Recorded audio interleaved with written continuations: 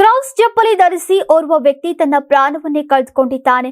ಆನೇಕಲ್ ತಾಲೂಕಿನ ಬನ್ನೇರುಘಟ್ಟದ ರಂಗನಾಥ ಬಡಾವಣೆಯಲ್ಲಿ ಭಾನುವಾರ ನಡೆದ ದುರ್ಘಟನೆ ಒಂದು ಕುಟುಂಬವನ್ನ ಕಂಗಾಲು ಮಾಡಿದೆ. ಹೌದು, ಮಂಜು ಪ್ರಕಾಶ್ ಅವರು ಬೆಳಗ್ಗೆ ಮನೆಯ ಹೊರಗೆ ಹೋಗೋಕೆ ಸಿದ್ಧವಾಗಿದ್ರು. ಸಾಮಾನ್ಯವಾಗಿ ಕ್ರಾಕ್ಸ್ ಚಪ್ಪಲಿ ಧರಿಸಿ ಹೊರಗೆ ಹೋಗಿದ್ದಾರೆ.